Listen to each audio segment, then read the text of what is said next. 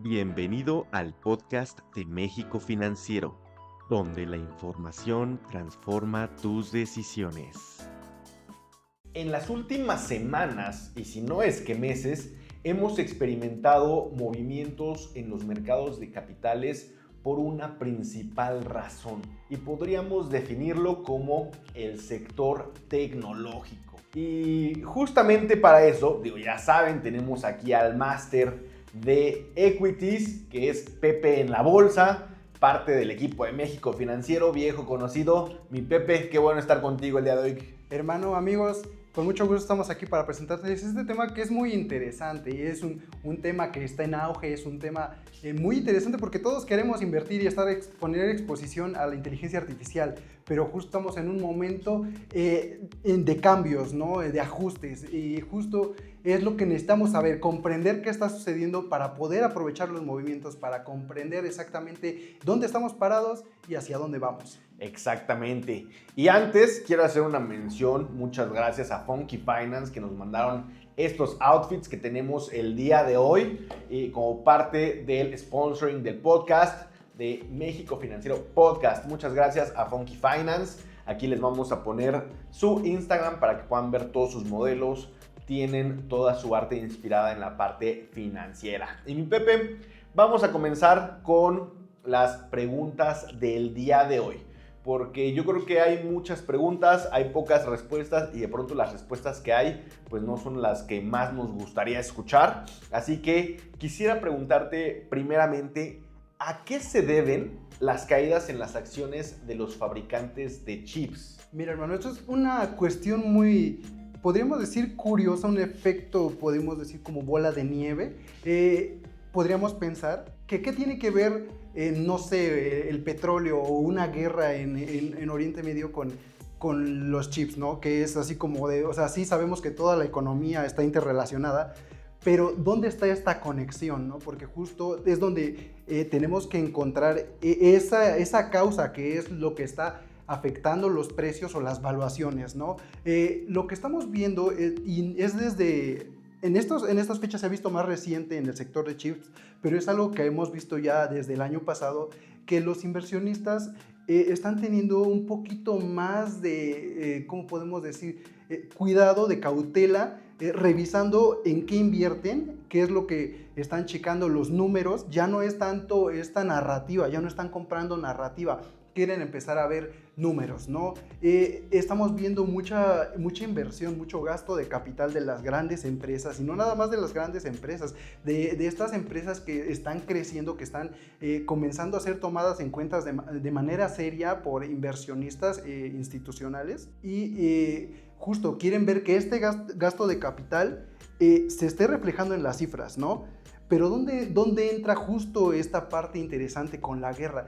Pues estamos viendo, o por lo menos en el panorama, una inflación más elevada, ¿no? Entonces, ¿eso qué implica? Tasas más altas, costo del dinero más alto. Entonces, cuando tú estás checando los flujos hacia futuro de estas empresas y sobre todo su gasto con unas tasas más altas, es cuando ya las cuentas no empiezan a salir, ¿no? Entonces, claro, esto ya me está saliendo más caro todavía de por sí. Yo estaba dispuesto a pagar cierto múltiplo, y ahora ya en la comparativa con las tasas ya es todavía más alto. Es cuando entonces empieza a hacer este ajuste, ¿no? Ya no me parece tanto estar pagando múltiplos tan elevados.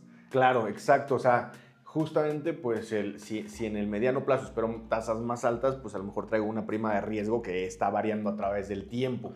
Exactamente. Y también lo dices muy bien, ¿no? O sea, también si esperamos tasas más altas, pues a las empresas les sale más caro financiarse por esta prima de riesgo, por esta prima de liquidez, y entonces si les va a salir más caro, su utilidad al final del día va a ser menor. Y algo que de hecho me llama mucho la atención en lo que hemos visto en las bolsas de valores en los últimos años incluso, es que de hecho pues las empresas, aunque están reportando buenos números, si al mercado no le gusta, el mercado las castiga. Así es. O sea, les está dando, o sea, superaron su trimestre anterior o su año anterior, pero si el mercado no lo ve suficientemente seductor, pues tira el precio de las acciones y eso pues de pronto da oportunidades, pero también a los inversionistas que traen las posiciones en sus portafolios sí dicen, oye, ¿qué onda, no? ¿Qué es lo que está pasando? Y algo que quiero que nos expliques un poquito el día de hoy es cómo se encuentra integrada la cadena de valor de la inteligencia artificial. Es una cadena muy amplia. Yo podría decir que quizá estaríamos viendo una de las cadenas más amplias que hay actualmente, porque tenemos en cuenta desde las materias primas, ¿no? Toda la materia prima para elaborar los semiconductores, desde las que las extraen, la energía para centros de datos, no sé, algo que no se toma mucho en cuenta, ¿no? Pero también esos terrenos donde están los centros de datos se tienen que arrendar, ¿no? Entonces eso también es una parte ahí, la logística de transporte, sí. Es una cadena súper amplia, el diseño, porque algo que no sabemos, o bueno, que generalmente las personas que invierten no tienen como muy claro, es que no es lo mismo una empresa que diseña el chip y otra empresa que lo fabrica, ¿no? O sea, por ejemplo, tenemos esa parte. Tenemos la empresa que diseña el chip, te podemos decir Qualcomm, Nvidia, AMD, son de las empresas como más sonadas, ¿no? Pero tenemos la fabricación, está la parte de la fabricación, que ahí es TSMC, Taiwan Semiconductors.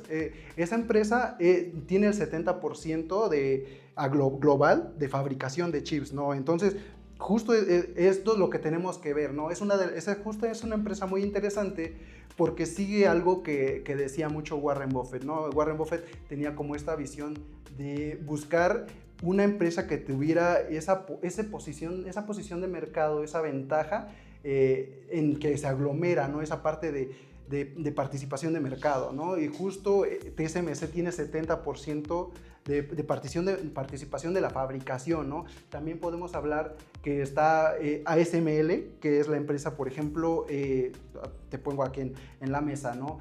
Una empresa extrae el material para fabricar los chips, ¿no? Es un material y ASML tiene una tecnología que es única en el mundo, que proyecta sobre ese material y es donde se corta el material y los diseños que ya hicieron Nvidia, AMD, Qualcomm, se cortan y es donde se crea el chip, ¿no? Entonces es una cadena muy amplia, están las empresas de energía, que también por eso la energía es algo muy interesante como inversión hoy en día, sobre todo energía nuclear.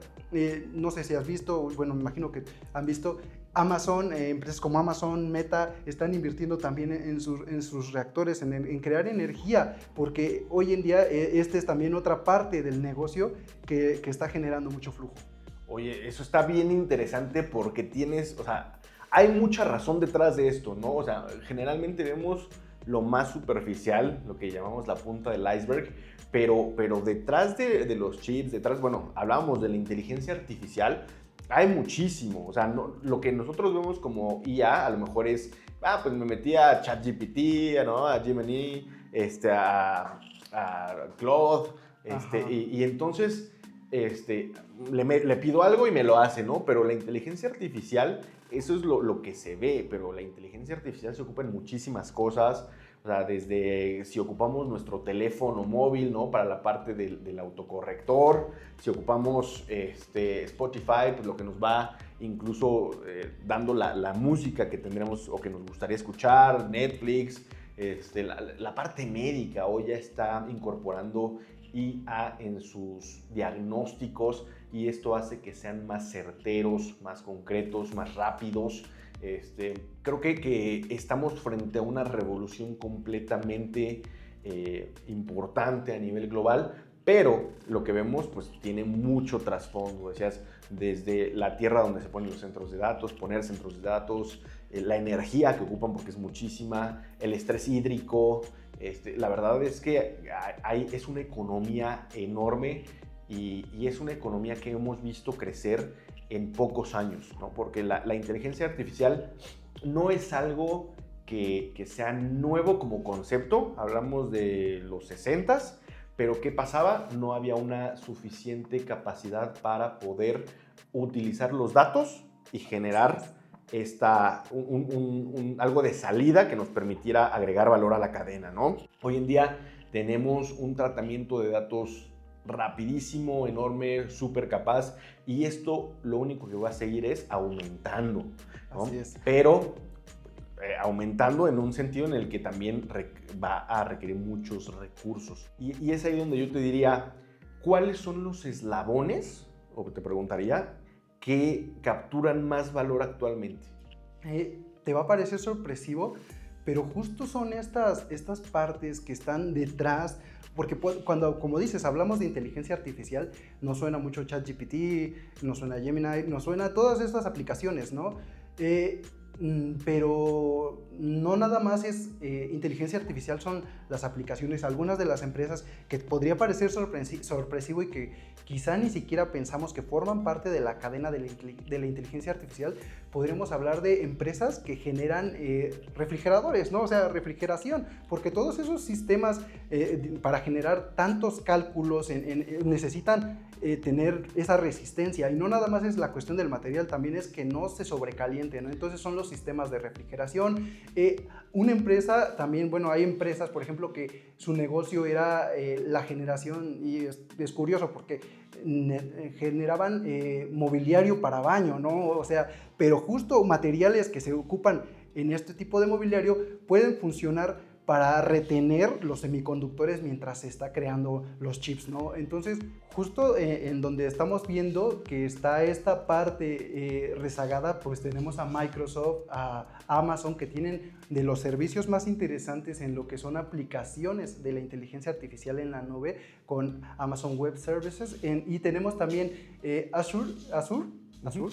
Entonces, justo estas aplicaciones estaban generando unos ingresos por debajo de lo esperado, y si tú ves los reportes de Amazon, de Microsoft, estaban generando ingresos récords en lo consolidado, en cifras consolidadas, ingresos, ganancias récord, pero eso no estaba convenciendo al mercado. ¿Y qué hacían? Pues venían rezagadas, sobre todo Microsoft traía una caída como alrededor de 40%. ¿Qué pasa con su último reporte, tanto de Amazon como Microsoft? O sea, convencen en esta parte de la aplicación de la inteligencia artificial a la nube, sus acciones se disparan, y si bien todavía no se ponen al corriente en cuanto a evaluación con sus otras, digamos, con las otras FANG, sí podemos hablar de que ya está reaccionando, el mercado ya está viendo reflejado este gasto de capital enorme en sus aplicaciones, ¿no? No así con otras empresas, por ejemplo Meta, que justo, o sea, venía rezagada y presentó resultados también récord, y sus acciones se fueron todavía más para abajo porque no se está viendo reflejado. Entonces, justo lo que estamos viendo es que ¿cuáles están capturando por ahora más valor? Pues todo lo que viene detrás, ¿no? Podemos hablar de diseño. Justo Intel es una de las empresas muy interesantes porque está cambiando su modelo justo para copiar esta parte de TSMC y poder enfocarse más en la fabricación que en el diseño, ¿no? Y eso es interesante porque se está convirtiendo en proveedor de estas grandes empresas. Estamos viendo que las empresas que están capturando más más valor dentro de esta cadena del negocio son las que se están convirtiendo en proveedores de las grandes empresas, ¿no? Te comentaba de TSMC, ASML, son empresas que son necesarias dentro de esta cadena, no tanto las aplicaciones que podríamos hablar de, no sé, algunas interesantes. Palantir, por ejemplo, Palantir tiene contratos con el gobierno, y eso ya, como sabemos, son ingresos asegurados, pero eso no quiere decir que ya esté generando, digamos, el rendimiento de ese gasto de capital, ¿no? Entonces, por ahora esa es la parte como que está en deuda con el mercado, y que todavía es un negocio que está empezando como tal, ya como aplicación de negocio, pero podemos hablar que en esta cadena los que están capturando más valor por ahora son los que tienen como clientes a las grandes empresas. Ok, eso es interesante porque va muy en función de que pues, en la fiebre del oro de la IA, pues los que realmente están ganando son los que producen palas y picos, ¿no? Así es, exactamente. Justo como comentamos, y se comenta mucho, en la fiebre del oro los que se hicieron ricos fueron los que vendieron palas y los que vendieron picos. Obviamente habrá habido quien buscaba oro y lo encontró, ¿no? Y sí, obviamente sabemos que ese tipo de negocios en general se empieza a concentrar, ¿no? Porque uno empieza a generar más rendimiento o más ganancias que otro y puede con eso mismo generar más capacidad, y los que se van quedando pues se van rezagando, ¿no? Y el mismo crecimiento lleva a concentrar el negocio en pocas manos, ¿no?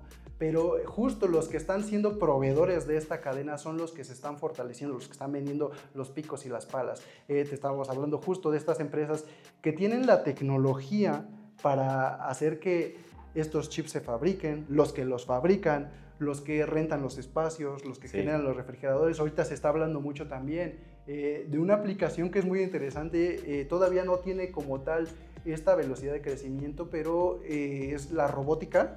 Y sabes, o sea, uno podría pensar, no, pues los que tienen los cerebros para la inteligencia artificial, pero en robótica, uno de los que está generando hoy en día más como este cuello de botella es los que crean estas partecitas para articular el movimiento de la robótica. O sea, te podría pensar uno, no sé, quiero invertir en Tesla para tener exposición a robótica, pero lo que realmente tiene ese crecimiento son los que proveen esos materiales para que un robot pueda mover su dedo.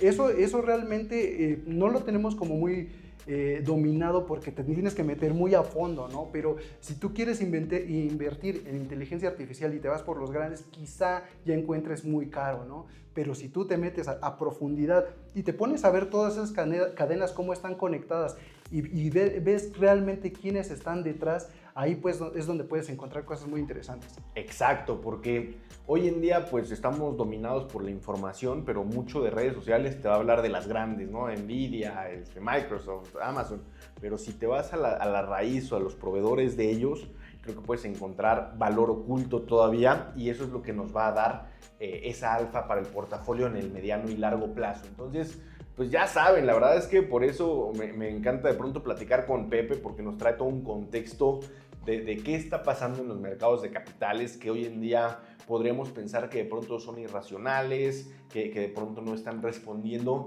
pero pues también pasa que los inversionistas entre más ven, más quieren, ¿no? Y entonces de pronto eso abre algunas ventanas, algunas discrepancias en los mercados que son oportunidades de entrada.